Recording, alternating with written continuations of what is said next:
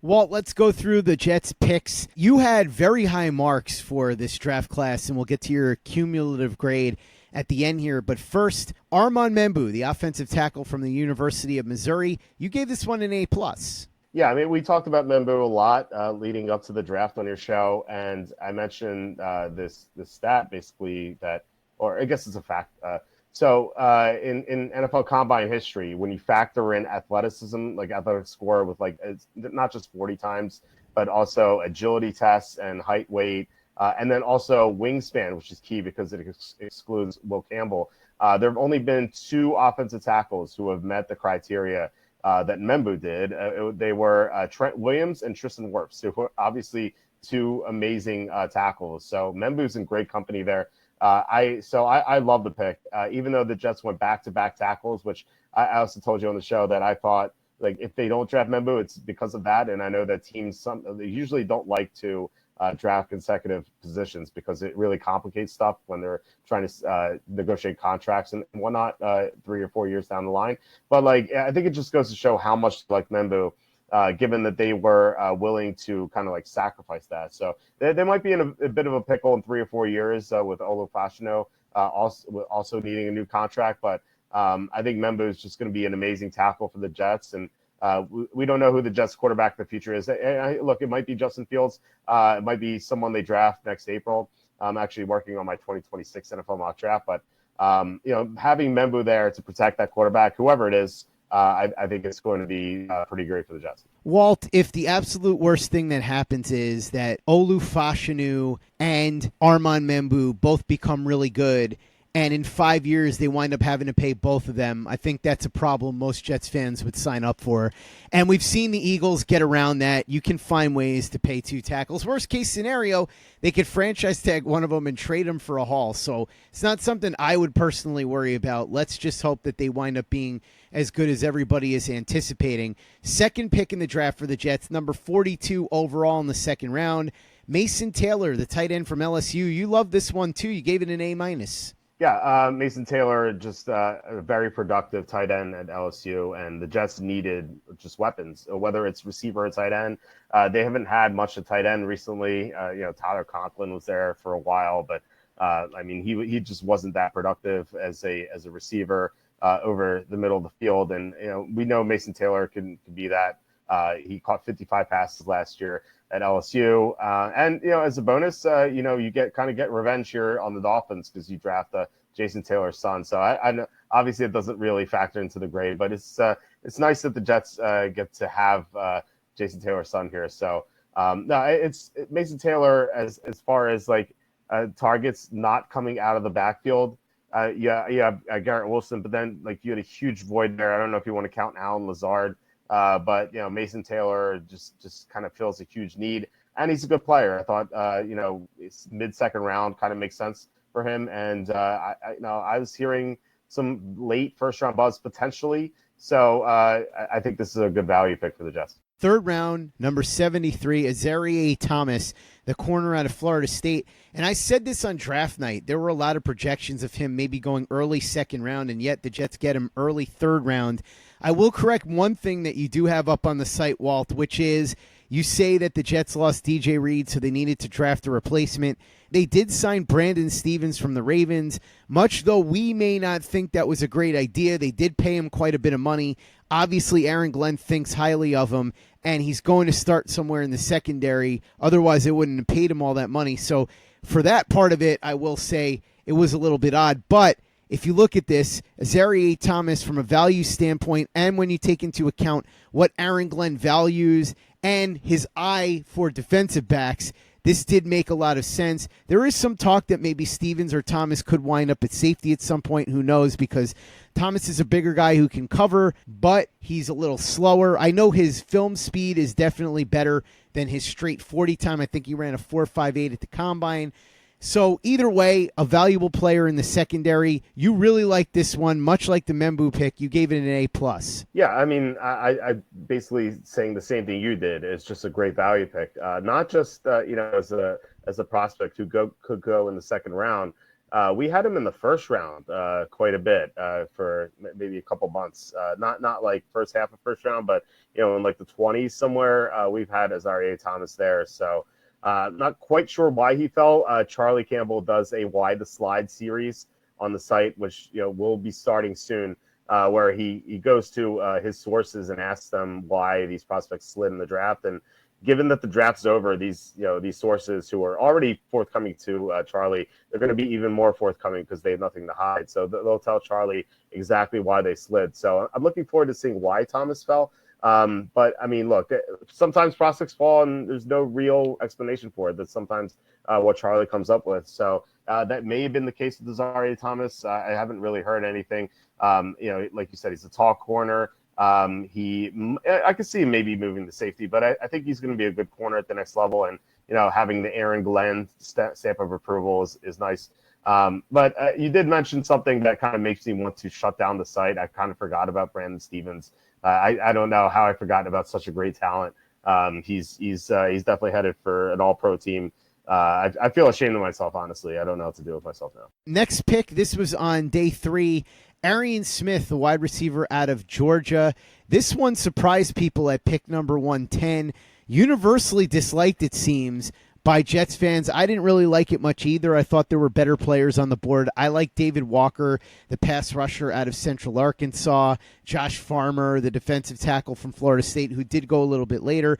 Jalen Royals, who went later in the round to the Kansas City Chiefs, a wide receiver out of Utah State. You know how that plays out, Walt. He goes to the Chiefs and he's going to wind up being really good, and then the Jets fans are going to look back at this and say, you could have had Jalen Royals. Why didn't you take Jalen Royals? So it's usually how it goes. You know the story, though, here, Walt. The downside is he's an older player, not the best route runner, had a bunch of injuries, and a lot of drops. 10 drops in a single season. However, the speed and the explosion is there. So if you can fix what's wrong, you might be able to turn him into something.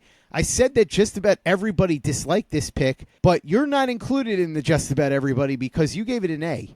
Yeah, you're making me sound like the biggest Jets homer here. Like I've given them an A for everything. And believe me, I've given some bad grades to players. I've had some, I think 3 or 4 millions in this class, which is an F on our site. So I don't know what's going on here. Why I love all these Jets picks so much, but I just like the upside with him. I mean, look, there's definite downside, but there's downside with any prospect in the 4th round. Like you can poke holes at any player taken in day 3 or even day 2 for that matter. Aren Smith has something that most players won't have on day 3, which is just game-breaking home run ability. He can break a game open any play. But yeah, look, I know he has drops and stuff like that, but that stuff's coachable. Like a player can improve his catch percentage when it comes to drops. A player can't become this great, potentially great downfield threat. Like that's not coachable. So if the Jets have assembled a coaching staff, which it sounds like they may have with Aaron Glenn, then they might be able to fix this issue. And at the very least, they'll have just a viable downfield threat that can extend defenses, sort of like a Marquez Valdez-Scantling or something, which may not sound exciting, but for a 4th round pick, that's something that is pretty good. But then that could be the floor. Like there's definitely upside that Aren Smith becomes your receiver 2 down the road. Next pick for the Jets was number 130. The Jets traded up from 145 to grab Malachi Moore, the safety out of Alabama, back of the 4th round. Malachi Moore, a very versatile safety, team captain, second-team All-American. He's a guy that I had my eye on here throughout the process. I thought he'd be an interesting player right in that 4th, 5th round range. You liked this one a lot. You gave it an A-. Yeah, I think this might be like member berries for me because Malachi Moore is someone I've had in like the 1st round years ago. He's been in college forever. So it feels like I think it might have been like the 2023 NFL draft. I had him in the 1st round when I did my initial mock draft. And he just never really lived up to it in college, but he has gotten better in recent years. And like last year, he was pretty good. So I think this upward trajectory for him might just be a sign of things to come. And again, this is an Aaron Glenn stamp of approval here. Doesn't necessarily mean he's going to be a good player, but given that like he was initially thought of being as a potential first round pick, getting him late fourth round just seems like a really good value. So this may not work out, but he is very versatile, as you said, and the Jets could find a way to give him some sort of role. So as a late fourth round pick, the Jets could have done a lot worse than this. At number 162, the Jets grab Francisco Magoa, the defensive end / outside linebacker at the University of Miami. The thing with him is he was pretty productive at Miami, quite a bit of tackles for loss, even had a fair amount of sacks. I think he had 7.5 sacks back in 2023. Tested well at the combine, smaller guy, so I think he went a little lower than he maybe otherwise would have. But I think he's a guy that could be a pretty good rotational linebacker, pretty decent in coverage as well. I like this one. You did too. You gave it a B+. Yeah, and by the way, his brother Francis Magoa is going to be probably a first-round pick. No, it's still early, but he plays tackle for Miami, and he looks like a potential top 20 pick next year. Francisco is smaller. It's kind of weird that like he's so much smaller than his brother. He's like 230, 235 pounds, so he needs to bulk up, and I think that his frame would allow that.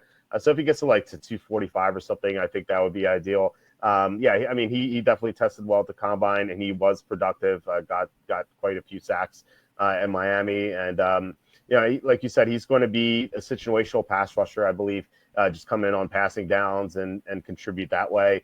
And look, he's given his size, I don't think he's ever going to be an every down player or anything. But at pick 162 in the fifth round, if you get a guy who can get after the quarterback as a specialty player on third down, that's going to be key, because what the Jets need to do to win the division is beat Josh Allen. The division goes to Buffalo now, and to beat Josh Allen or any elite quarterback, you have to get as much pressure on them as possible without blitzing.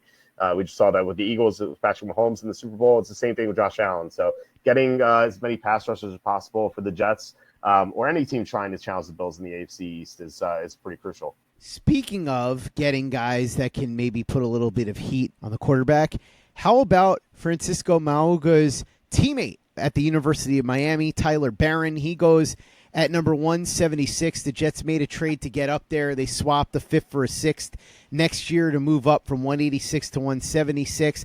I like Barron. He was one of the guys I had my eye on day 3 as a potential pass rusher that could help out rotationally.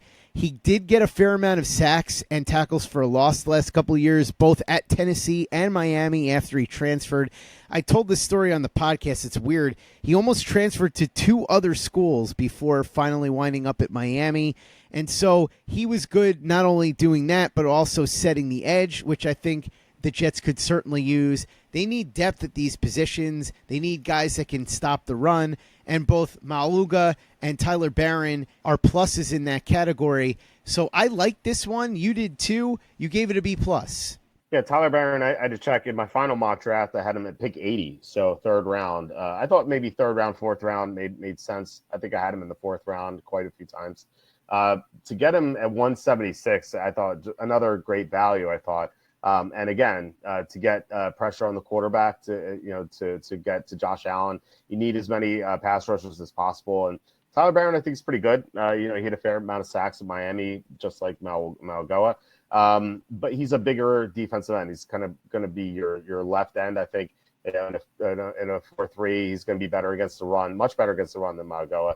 I like this pick too. Just getting as many just productive and talented front some guys as possible to challenge Josh Allen. Obviously, it's not going to be this year. The Jets are in a rebuild, but in year 2, year 3, these guys' career, once the Jets have figured out their quarterback situation and have gotten more weapons and the players have adjusted to Aaron Glenn, I think maybe one or maybe both these guys will be key in kind of pressuring Allen and defeating the Bills in the future. Well, the consensus seemed to be that the Jets did really well on day 1 and 2 and had a lackluster day 3.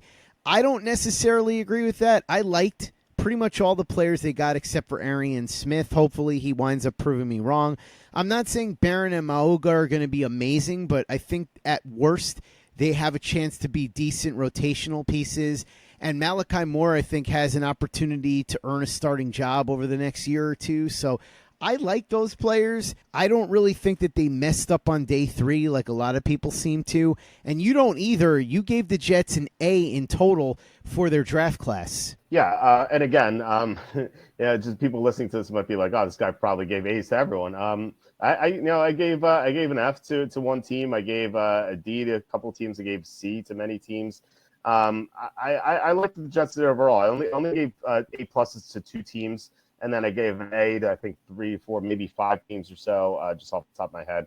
Yeah, the Jets were one of them. I thought they did a great job. They filled needs. They got really good values. I love the Mambu pick. Obviously, it's number 7 overall, so it's going to be tough to get a bad player there. But I thought the Jets did very well. I didn't hate any of their picks, and I thought just in this new regime, it's a good start for them. My only gripe, but it's a small one, but the Jets didn't get a potential franchise quarterback.